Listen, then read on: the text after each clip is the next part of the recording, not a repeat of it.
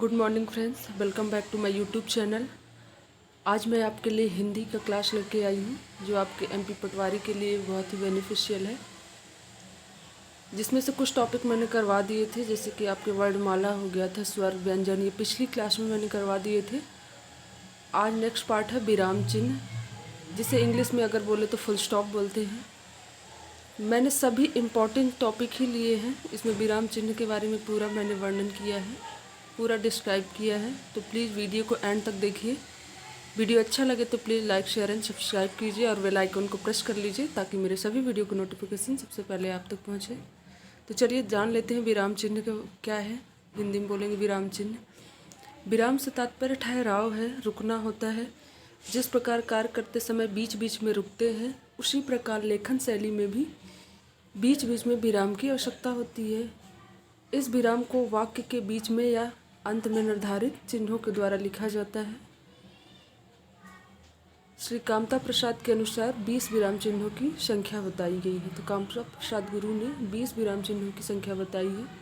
और विराम का मतलब ही है ठहराव, रुकना, तो ये आप लोग जानते हैं। और कौन कौन से उन्होंने बताया है। पहला है पूर्ण विराम, जिसमें से मैंने सिंबल भी डिनोट कर दिए हैं ताकि आपको याद करने में आसानी हो। अल्प विराम, अर्ध विराम, अपूर्ण विराम, जिसे उप विराम भी बोलते हैं। अगला है प्रश्न चिन्ह, विस्मय सूचक चिन्ह, निर्देशक चिन्ह, योजक चिन्ह, कोष्ठक चिन्ह, उद्धरण चिन्ह, या तो आप विराम चिन्ह या तो ऐसे बोल सकते हैं। अवतरण चिन्ह, पुनरुक्त सूचक चिन्ह, लाघव चिन्ह, विवरण चिन्ह, हंस पद चिन्ह, लोप चिन्ह, दीर्घ उच्चारण चिन्ह, तुल्यता चिन्ह या तो समता बोल सकते हैं, समाप्ति सूचक या फिर इतिश्री चिन्ह, टीका सूचक या तारक चिन्ह। तो ये सभी 20 तरह के कामता प्रसाद गुरु ने 20 तरह के चिन्हों को वर्णन किया है। तो इसके बारे में हम एक एक करके पढ़ लेते हैं।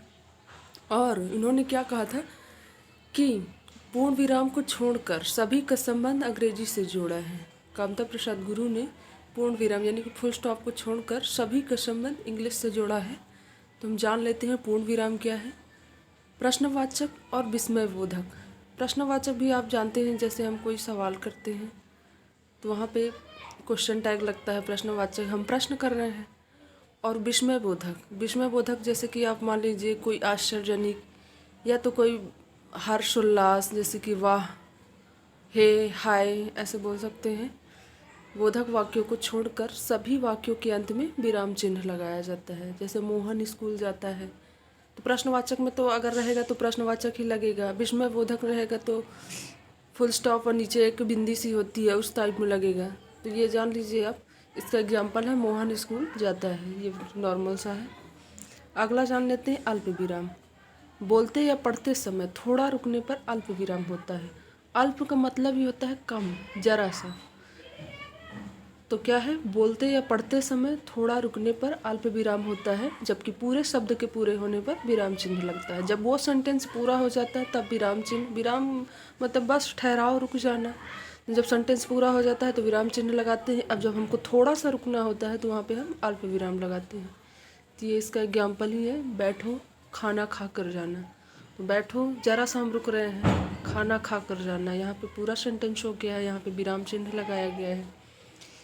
तो ये अच्छे से आप लोग पूरा नोट डाउन कर लीजिएगा, बहुत इंपॉर्टेंट है आपके एमपी पटवारी के लिए, जिसका एमपी पटवारी और एसएससी जीडी का जिसका एग्ज़ाम चल रहा है, अगर वो भी ये क्लास देख लेगा तो उसके लिए भी बेनिफिशियल है।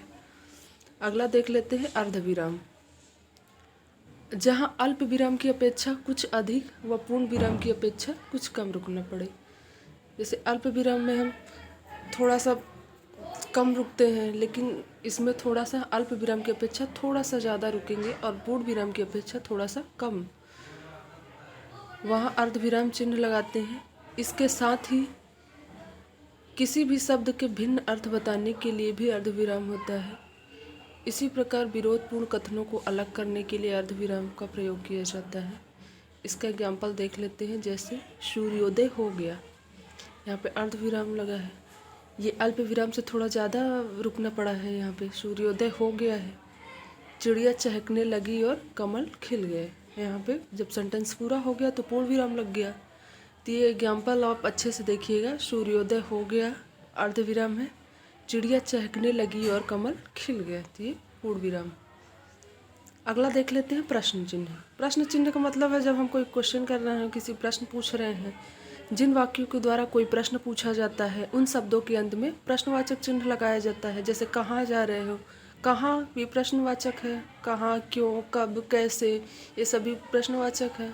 जब हम ऐसे पूछते हैं तो यहाँ पे क्वेश्चन टैग लगता है।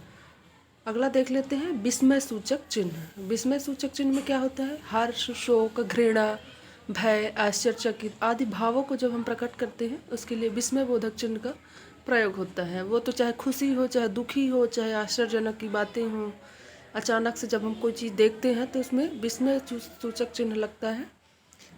तो ये याद रखिएगा। जैसे कि छी, वाह,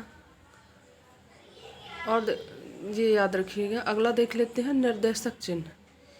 किसी विवरण या स्पष्टीकरण करने के लिए इसका प्रयोग होता है। जैसे कि किसी ने कोई लाइनें लिखी, किसी ने कोई पंक्तियाँ दी, तो हम उसका विवरण देते हैं किसने ऐसा बोला, तब भी वहाँ पे निर्देशक चिन्ह लगाया जाता है। जैसे कि सुभाष चंद्र बोस का नारा था, क्या था? तुम मुझे खून दो, मैं तुम्हें आज़ादी दूंगा। ये इनका नारा था। यहाँ पे लगा निर्देश दिया था इन्होंने, एक तरह से निर्देश मान सकते हैं। तुम मुझे खून दो, मैं तुम्हें आज़ादी दूंगा। अगला है जैसे किसी लेखक के नाम के पहले या संवाद या कथन, कोई लेखक ने कोई संवाद या कथन दिया है उसके पहले निर्देशक चिन्ह का प्रयोग किया जाता है। तो ये भी याद रखिएगा निर्देशक चिन्ह के बारे में। अगला देख लेते हैं योजक चिन्ह। योजक का मतलब होता है जुड़ना। जैसे हिंदी में बात करें तो जुड़ना को योग बोलते हैं। इसी तरह योजक चिन्ह का प्रयोग करते हैं। जैसे कि यह निर्देशक से छोटी रेखा होती है। निर्देशक जब विवरण देते हैं, निर्देशक में थोड़ा बड़ी लाइन होती है और योजक में थोड़ा सा छोटी होती है, क्योंकि वो दो सेंटेंसों को जोड़ रहा है, दो शब्दों को जोड़ रहा है, और निर्देश दे रहा है तो थोड़ा सा लंबी लाइन होती है, बाकी होती उसी तरह है। तो यह निर्देशक से छोटी रेखा होती है। इसका प्रयोग शब्दों या समस्त पदों को जोड़ने में किया जाता है। जैसे सुख दुख हो गया, भाई बहन हो गया, मम्मी पापा हो गए, चाची चाचा हो गए, ये दोनों आपस में क्या जुड़ रहे हैं, तो इसमें योजक चिन्ह का प्रयोग करेंगे।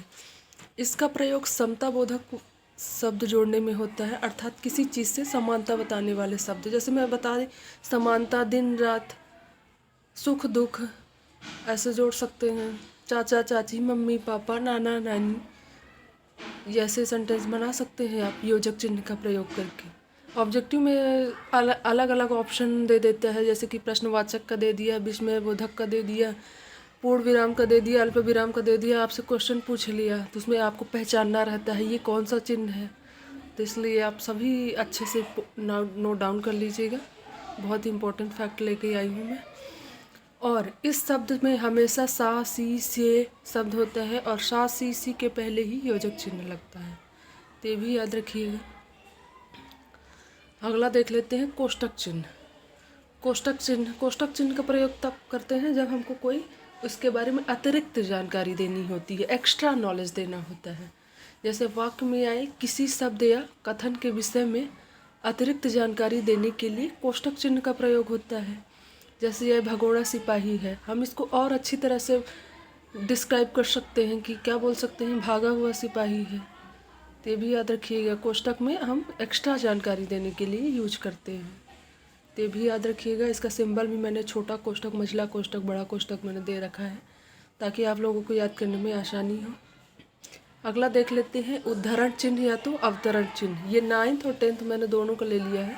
उद्धरण चिन्ह या अवतरण चिन्ह किसी वाक्य में खास शब्द पर जोर देने के लिए अवतरण या उद्धरण चिन्ह का प्रयोग किया जाता है। अब यहाँ पे नोट करिएगा, खास शब्द पर, अर्थात किसी और के द्वारा लिखे या कहे गए वाक्य या शब्दों का ज्यों का त्यों लिखने के लिए अवतरण चिन्ह या उद्धरण चिन्ह का प्रयोग किया जाता है।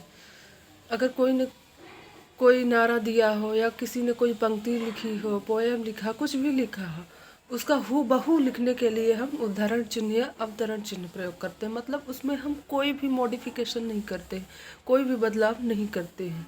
जिसने जैसा बोला, जैसे सुभाष चंद्र का नारा, तुम मुझे खून दो, मैं तुम्हें आज़ादी दूंगा, उसने ऐसा बोला उन्होंने, तो सेम हूबहू हम लिख रहे हैं। तो वहाँ पे ऐसे जो सिंबल बोल रहा है हम ऐसे यूज कर रहे हैं, जैसे कि उद्धरण चिन्ह। जैसे महाकवि तुलसीदास ने सत्य कहा है, पराधीन सपने ही सुख नाही, इसका मतलब क्या होता है कि पराये के धन पे हम सुख नहीं हो सकते हैं। कब तक सुख रहेंगे पराये के धन पे? तो ये महाकवि तुलसीदास ने कहा है। तो इसमें हम कोई भी बदलाव नहीं करेंगे, ये उनका सेंटेंस है। अगर हम बनाना चाहते हैं तो हम कोई अपना नया सेंटेंस बनाएंगे, भले ही इसकी हेल्प से बनाएंगे, लेकिन इनकी जो लाइन है इसमें हम कोई भी मॉडिफिकेशन नहीं कर सकते। तो यहाँ पे उद्धरण या तो अवतरण चिन्ह प्रयोग किया जाता है। अब उद्धरण चिन्ह के बारे में हम जान लेते हैं। इसके दो रूप है, इकहरा उदाहरण चिन्ह, दोहरा उदाहरण चिन्ह। जैसे कि हम बोलते हैं ना, single inverted comma, double inverted comma. इसी तरह उद्धरण के दो रूप हैं, जैसे कि इकहरा। पहला जान लेते हैं इकहरा क्या है। यह किसी रचना या किसी का उपनाम लिखते समय प्रयोग किया जाता है। जैसे कि इकहरा में, इकहरा मतलब सिंगल, एक इन्वर्टेड कामा लगेगा। इकहरा का मतलब एक, ये सिंगल ही है, इसमें सिंगल इन्वर्टेड कामा यूज होगा।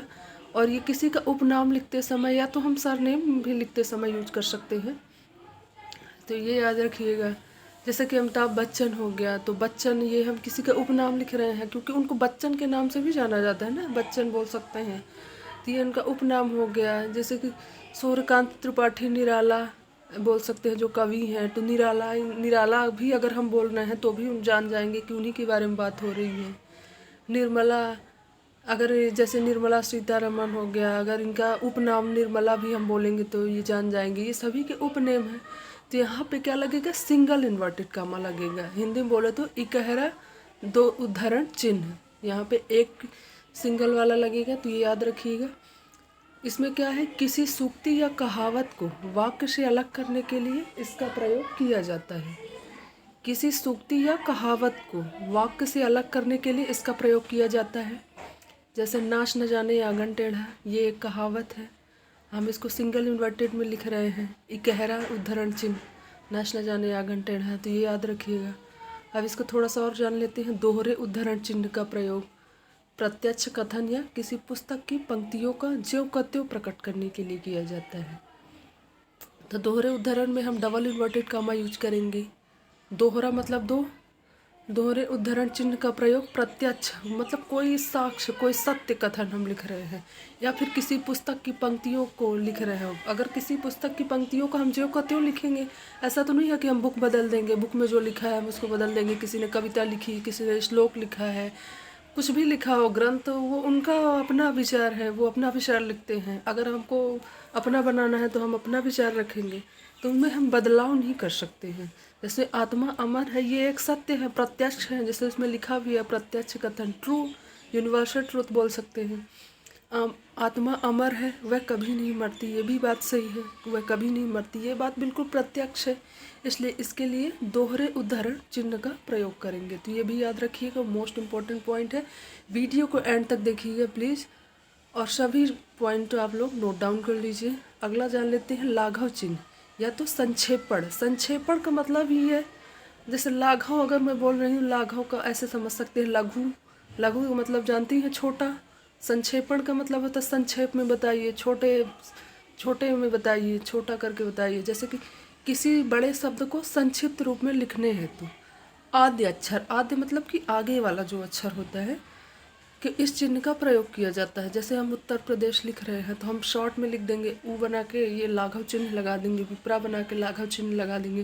तो क्या है, हम संक्षेप में लिख रहे हैं, सेंटेंस को लघु कर रहे हैं। लघु मीन्स छोटा, या फिर संक्षेपण बोल सकते हैं, संक्षेप कर रहे हैं। जैसे डॉक्टर विपिन, तो यहाँ पे हम डॉक्टर को शॉर्ट में लिख सकते हैं, पूरा ना लिख के हम सिर्फ डा बना के लाघव चिन्ह लगा सकते हैं, डॉक्टर विपिन। तो लाघव चिन्ह के बारे में जान लीजिए कि बहुत ही हिंदी के लिए बहुत अच्छा है ये। अगला देख लेते हैं, पुनरुक्ति सूचक चिन्ह। पुनरुक्ति का मतलब क्या होता है कि जब ऊपर लिखी किसी बात को ज्यों का त्यों नीचे लिखना हो, उसके नीचे पुनः वही ना लिखकर इस चिन्ह का प्रयोग किया जाता है। पुनरुक्ति में क्या होता है कि जब ऊपर लिखी किसी बात का ज्यों का त्यों नीचे लिखना हो, तो उसके नीचे पुनः वही ना लिखकर इस चिन्ह का प्रयोग किया जाता है। जैसे कि ज़्यादा टाइम नहीं है हमारे पास, या वही चीज़ हम बार बार लिखना नहीं चाह रहे हैं। जैसे कि इसमें एग्जाम्पल है, दान करता दान राशि। राम ने कितना दिया है, 100 रुपये दिया है। अब राहुल ने भी 100 रुपये दिया है, तो हमको लगता है कि क्या हम बार बार वही लिख रहे हैं, तो हम इसमें एक कॉमा डबल इन्वर्टेड आप बोल सकते हैं हिंदी में पुनरुक्ति सूचक। तो इसमें कॉमा लगाते जाएंगे। इसका मतलब ये भी हुआ कि राहुल ने भी 100 रुपये ही दान किया है। अब जैसे सूरज ने 50 रुपये दान किया है तो शुभम ने भी 50 दान किया है, तो हम 50 ना लिखकर यहाँ पे पुनरुक्त सूचक का चिन्ह लगा सकते हैं। इसका मतलब कि शुभम ने भी 50 रुपये दान किया है। तो ये भी मोस्ट इम्पॉर्टेंट पॉइंट है, याद रखिएगा। अगला देख लेते हैं विवरण चिन्ह। इसका प्रयोग वाक्यांश के विषयों में कुछ सूचक निर्देश आदि देने के लिए किया जाता है। विवरण, किसी का विवरण हम दे रहे हैं, वाक्यांश के विषयों में कुछ सूचक या फिर निर्देश आदि देने के लिए किया जाता है। जैसे कि कोई निर्देश दे रहे हैं, हिमालय से कई नदियाँ निकलती हैं जिसमें मुख्य है गंगा। तो ये क्या है, एक प्रत्यक्ष है कि हिमालय से तो बहुत सारी नदियाँ निकल रही हैं, हम विवरण दे रहे हैं, जिसमें से मुख्य है गंगा। हम गंगा को स्पेसिफाई कर रहे हैं ना, तो इसके लिए हम विवरण चिन्ह का यूज करेंगे। अगला देख लेते हैं हंस पद चिन्ह या तो विस्मरण चिन्ह। हंस पद चिन्ह विस्मरण, विस्मरण का आप ऐसे समझ सकते हैं, स्मरण बोलते हैं ना, स्मरण मतलब कि याद है। पुराने लोग पहले स्मरण है क्या, तुमको स्मरण है मतलब कि याद है तुमको। स्मरण का मतलब कोई चीज़ हमको भूल जाता है तो हम उसको विस्मरण चिन्ह का प्रयोग करके हम वो चीज़ ऊपर लिख देते हैं। इसे हंस पद चिन्ह भी बोलते हैं। तो लिखते समय यदि कुछ लिखने में रह जाता है तब इस चिन्ह का प्रयोग कर उसके ऊपर उस शब्द या वाक्यांश को लिख दिया जाता है। तो ये भी याद रखिएगा, विस्मरण से याद ही है कि हमको कोई चीज़ भूल गया है तो हम वो चीज़ ऊपर लिख देते हैं। जैसे कि मुझे आज जाना है, अब यहाँ पे क्या, कहाँ जाना है ये चीज़ भूल गया है कि मुझे आज अजमेर जाना है, तो अजमेर हम ऊपर डिनोट कर सकते हैं। ये हुआ हंस पद या तो विस्मरण चिन्ह। अगला देख लेते हैं लोप चिन्ह। लोप चिन्ह क्या है कि लिखते समय लेखक कुछ अंश छोड़ देता है, उस छोड़े हुए अंश के स्थान पर डॉट डॉट लगा देता है। इसे क्या बोलते हैं, लोप चिन्ह। लोप चिन्ह में क्या होता है कि जब हम कोई भी बात हम बोल रहे हैं और उसके आगे हमको वो चीज़ नहीं बोलना है, थोड़ा सा बोल छोड़ देना है, तो वहाँ पे हम लोप चिन्ह का यूज कर सकते हैं। जैसे कि तुम गांव छोड़कर चली तो नहीं जाओगी, ये तो क्वेश्चन हुआ कि तुम गांव छोड़कर चली तो नहीं जाओगी, बोलो। इसके आगे भी कुछ सेंटेंस लगा सकते हैं, बोलो क्यों जाओगी, कहाँ जाना है। तो ये सेंटेंस क्या कर रहा है, लेखक छोड़ रहा है। मतलब कि जिससे सामने वाले से अगर बोल रहा है बोलो, तो वो उसके लिए एक बोल सकते हैं कि उस जिससे हम पूछ रहे हैं वो इसके आगे बोलेगा कि हाँ मैं गाँव छोड़ के क्यों जा रहा हूँ, कैसे जा रहा हूँ। तो इसके आगे वो थोड़ा बहुत ऐसे पॉइंट छोड़ सकता है, तो इसके लिए हम लोप चिन्ह का प्रयोग करते हैं। ये भी मोस्ट इम्पॉर्टेंट फैक्ट है, आपको ऑब्जेक्टिव में आ सकते हैं। चिन्ह तरह तरह के चिन्ह आपके ऑप्शन में दे देता है, क्वेश्चन पूछ लेता है कौन सा चिन्ह है, या फिर क्वेश्चन में दे देता है चिन्ह बना के, ऑप्शन में आपसे नाम पूछ लेगा कि ये बताइए कौन सा चिन्ह है, पूर्ण विराम है, अल्प विराम है, लोप चिन्ह है, ये सारे लाघव चिन्ह है। तो ये सभी याद रखिएगा। अगला देख लेते हैं दीर्घ उच्चारण चिन्ह। जब वाक्य में किसी शब्द विशेष उच्चारण में अन्य शब्दों की अपेक्षा अधिक समय लगता है, दीर्घ का मतलब ही होता है बड़ा, ज़्यादा समय लगे, तो वहाँ पे दीर्घ उच्चारण चिन्ह का प्रयोग किया जाता है। जैसे छंद में दीर्घ मात्रा का, की, कु, के, को, कै, ये सब सेंटेंस को खींच रहे हैं। जैसे का, की, के, कु, ये सेंटेंस को बड़ा कर रहे हैं। और लघु मात्रा मतलब कि छोटा, जैसे का, की, को जल्दी से बोल रहा है, दर्शाने के लिए इस चिन्ह का प्रयोग होता है। जैसे कि देखत भृगुपत वेशु कराला, ये एग्जाम्पल है। देखत भृगुपत वेशु कराला, ये बोलने में टाइम लग रहा है ना, देखत भृगुपत वेशु कराला, तो इसलिए इसको बोलेंगे दीर्घ उच्चारण चिन्ह। अगला देख लेते हैं तुल्यता सूचक या तो समता सूचक। समता का मतलब सम, बराबर, तुल्यता का मतलब तुलना कर रहे हैं, बराबरी कर रहे हैं। तो किसी शब्द के समान अर्थ बताने, समान मूल्य या मान का बोध कराने हेतु इस चिन्ह का प्रयोग किया जाता है। ये भी याद रखिएगा। जैसे भानु बराबर सूर्य, भानु को हम सूर्य बोल सकते हैं या तो सूर्य को हम भानु बोल सकते हैं, एक ही बात है, समता है, समान है। जैसे 1 रुपया बोल सकते हैं या तो हम 100 पैसे बोल सकते हैं। 1 रुपया का मतलब होता है 100 पैसे, 100 पैसे का भी मतलब होता है 1 ही रुपया। ये तुलना हो रही है बराबरी की, तो ये है तुल्यता सूचक चिन्ह। अगला है समाप्ति सूचक या तो इति सूचक बोल सकते हैं। समाप्ति सूचक का यूज कब होता है, किसी अध्याय या ग्रंथ की समाप्ति पर इस चिन्ह का प्रयोग करते हैं, तो ये भी याद रखिएगा। समाप्ति सूचक चिन्ह किसी अध्याय या ग्रंथ की समाप्ति पर इस चिन्ह का प्रयोग किया जाता है। अगला देख लेते हैं टीका सूचक या तो तारक चिन्ह। टीका सूचक हम कब यूज करते हैं? टीका से मतलब है जब हम कोई पॉइंट को फुट नोट या नीचे हम कोई अतिरिक्त जानकारी दे रहे हैं, इम्पोर्टेंट करके कोई नोट दे रहे हैं, फुट नोट जिसे बोलते हैं। ये चिन्ह फुट नोट देने के लिए लगाए जाते हैं। इन चिन्हों से संबंधित स्पष्टीकरण पृष्ठ के सबसे नीचे लिखा जाता है। मतलब कि अगर कोई नोट हम बना रहे हैं तो वो पेज के सबसे नीचे पे लिखा जाएगा। जैसे कि यहाँ पे एग्जांपल है, डॉक्टर धीरेन्द्र वर्मा हिंदी साहित्य कोश, पृष्ठ 39। तो ये चीज़ हम सबसे नीचे लिखेंगे क्योंकि एक पेज में जिसका वर्णन है वो तो हमने सारी चीज़ें पढ़ ली हैं। अब पेज के नीचे लिखा होगा कि इसके आगे की जानकारी पेज नंबर 39 में है, तो ये हम नीचे लिखेंगे ना। ऐसा तो नहीं कि हम ऊपर लिख देंगे, तो ये तो नीचे, क्योंकि वो पेज भर चुका है तो हम ऊपर तो लिख नहीं सकते हैं। ये हम उसके आगे का वर्णन हमको करना है ना, तो वो चीज़ हम नीचे लिखेंगे कि डॉक्टर धीरेन्द्र वर्मा की जो स्टोरी है वो पेज नंबर 39 में है। तो इस तरह हम टीका सूचक चिन्ह का प्रयोग कर सकते हैं। अगला देख लेते हैं अपूर्ण विराम। अपूर्ण विराम या तो उप विराम बोल सकते हैं कि जब किसी को अलग दर्शाया जाता है। जैसे कि राम खाना खाता है, शीर्षक माँ ममता की प्रतिमूर्ति है, तो माँ के बारे में तो हम जानते हैं, लेकिन इसको अलग से हम स्पेसिफाई कर रहे हैं, इसका विवरण कर रहे हैं। ममता की प्रतिमूर्ति है, जैसे राम खाना खाता है, तो इसको अपूर्ण विराम कहेंगे या तो उप विराम कहेंगे। तो प्लीज़ वीडियो को एंड तक देखिए। वीडियो अच्छा लगे तो प्लीज़ लाइक शेयर सब्सक्राइब कीजिए। Thank you for watching. फिर मिलेंगे नेक्स्ट वीडियो में। Thank you.